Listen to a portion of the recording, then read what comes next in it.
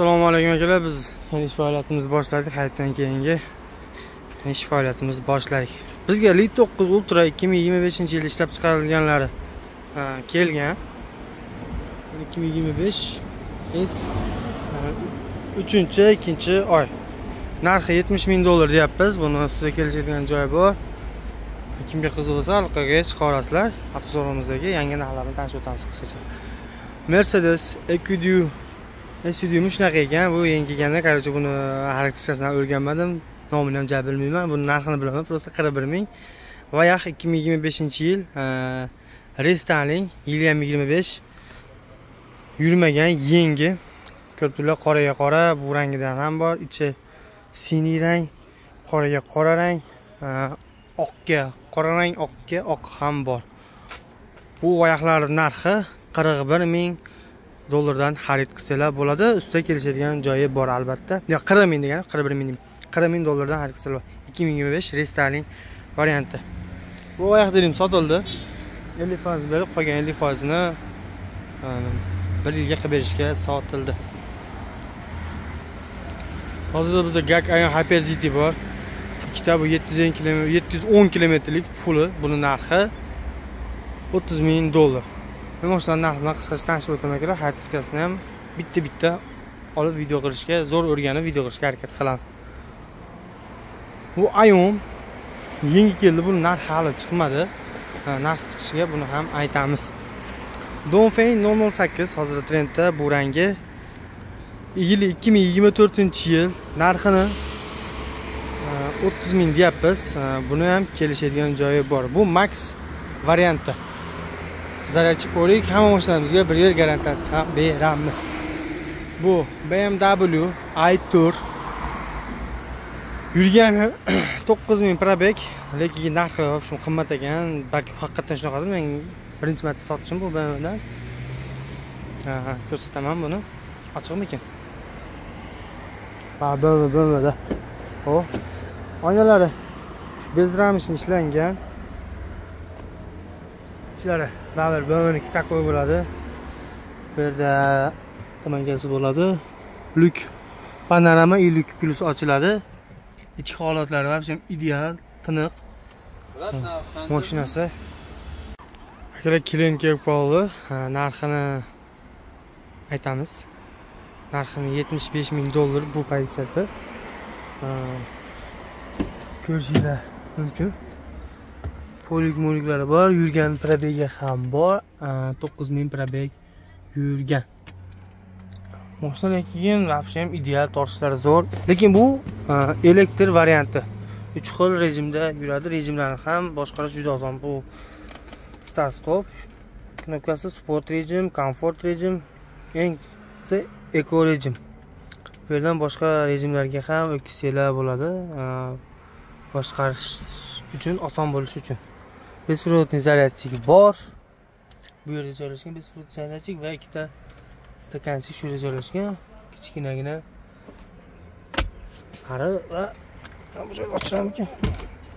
Bu barda ochib. Oynalar aytib o'tganimiz bezramishlik. Lyuk ochiladi. Почти Malibu'lardaqa ekan. To'liq elektrda akalar, bu 550 ta bergan. Bu i4 driver 40 pozitsiyasi.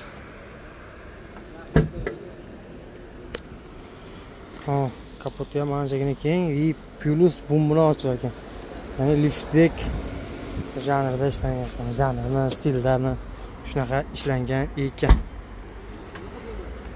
Xabar bo'lma diski. Bu ham bor. Bu M5, bu benzinli 2 turbolik varianti. Degan kurgovoy tonirovkalar qilib qo'yilgan. Yani Xitoy yurganda kimdir menga maza qilishga 9,000 yurgan. 9,000 probeg bilan. Lekin mashinaning sostoyanisi zo'r. Ustiga kelishadigan joyi bor ekanlar. Kechalar realniy holatda, hozir chotki narx qilib beriladi. Oynalari ham anchagina qalin.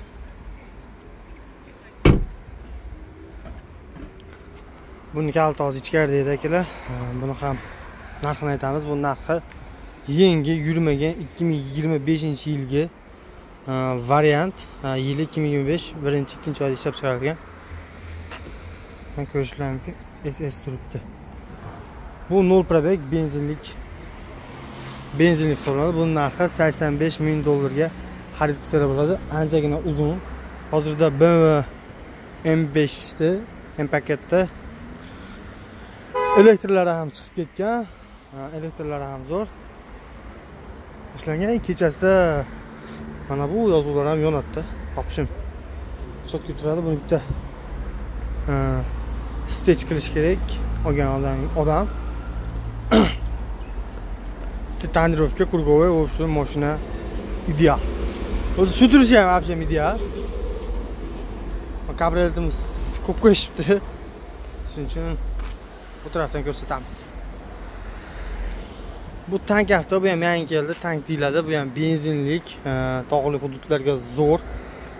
Buni ham 2 turbo deb aytdi. Xarakteristikasini hali to'g'risida o'rganganim yo'q. Isbot qilmayapmiz, ya'ni klientlar keladi. Mashina o'rganish. Narxini aytib o'taman, 48,000 deb aytilyapti. Va bizda Li 7 Aito'lar ham bor. Aito M5 bular. Bitta motorliklari 34,000 dan 32,000 shu har xil paysasiga qarab. Sion bilan aytib, Sion biroz 26,5 sotilyapti.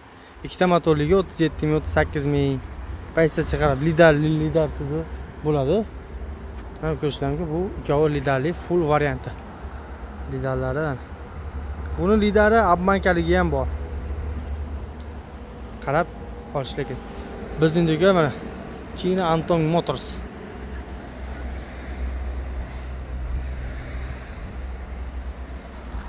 Liyetda bu yurgan 20,000 probeg, narxi $48,000.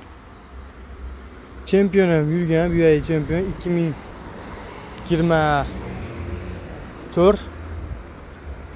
2024-yil yurgan bir 15,000 yurgan.